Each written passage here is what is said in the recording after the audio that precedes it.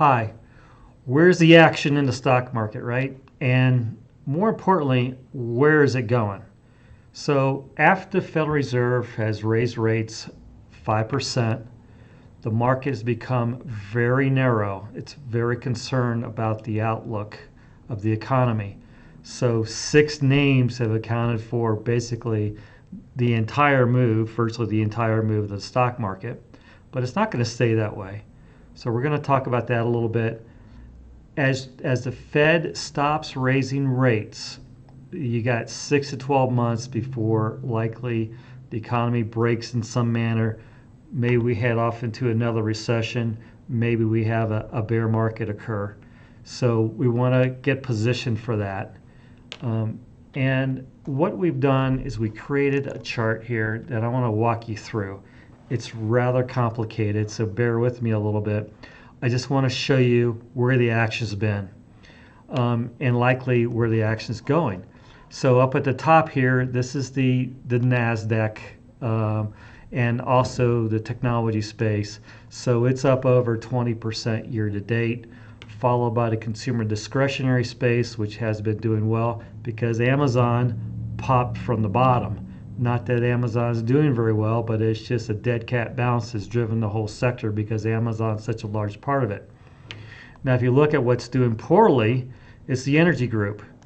What we find that over time, from year to year, is the worst performing sector one year becomes the best performing sector the next. And the best performing sector becomes the worst performing sector. So technology, bad sector last year, right? The Nasdaq off 33.5%. It's bounced, but it hasn't bounced all the way back. It's still down 20% from its high. My clients, I hope they would do this, but my clients would fire me if I'm down 20%. So the Nasdaq had a really tough year last year. It's bouncing a little bit. We don't think it's sustainable. You got to get the rest of the market moving. Our point on this chart is there's 7 sectors of the 11 that are either down 3, you see they're down 3 or up 3. So essentially it's 0 except for the tails, and the tails are tech, the banks on the negative side, plus energy. So let's look at the next chart. I think this makes the point really well. The weighted index of the S&P 500, so that's where the big cap stocks are, it's up nicely over 7% year to date. And then the equal weights are virtually flat, the equal weighted S&P 500. So that's giving the S&P 500, all 500 components, an equal weight in the index. So you can see that it's very narrow, it's concentrated in a few names, those 6 names, and the rest of the market dead flat.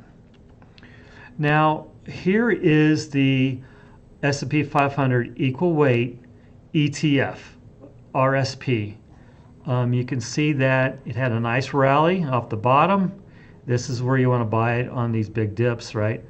Big nice rally, better than the S&P. Then it's rolled over as the markets become more concerned about the economic outlook. The market's got more defensive, as we mentioned. So here's the 200-day, the purple line. The market's below the 200-day. That's considered to be very negative in terms of technicals, so it's downward trending. So we're not seeing any improvement in the underlying market at this point. It's all very narrow. Now, peeling the onion back some more. So the smallest companies out there, the Russell 2000, the small cap index. So this is the purple line is the 200-day moving average. You can see again, massive move to the upside. Then it couldn't hold it as the market's gotten more fear put into it. The market's got more concentrated in those 6 names. This sector is underperforming. This sector is still down quite a bit. It's down 28% from the high. So there's a lot of upside to it. The average stock, in terms of the companies that have earnings in this sector, so you take out the biotechs.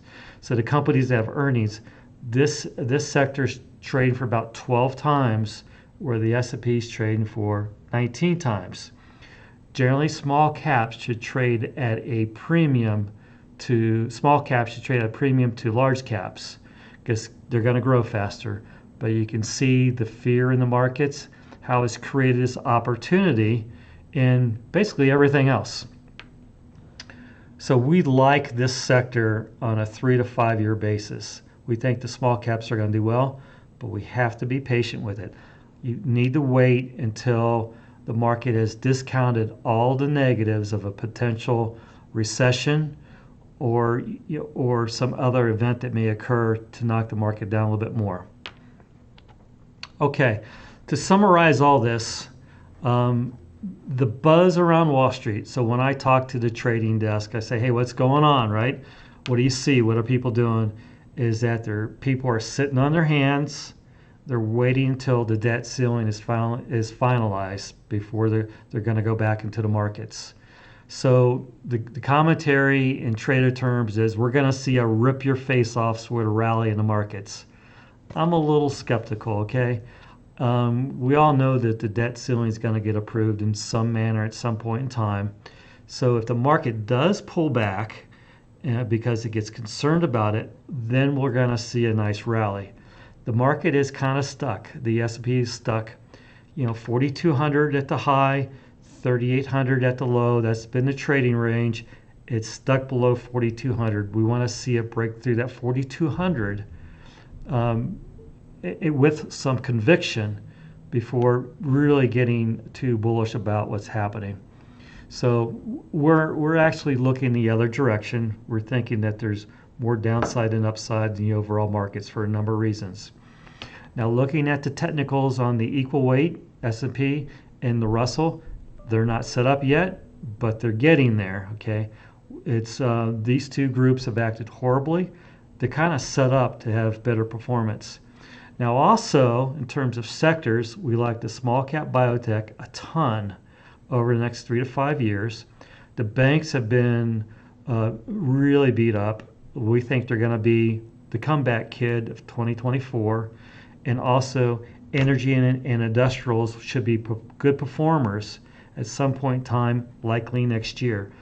The momentum's in tech. We have to just deal with it until we get something to change there. There's not a lot of upside left in the tech group. These big cap stocks have moved up nicely. We love Google, right? We've made a lot of money in Google. Google this year is up 32%. We timed it well. We got in well. We would not buy Google at this point. We still like it, but we wouldn't buy it. We'd hold it.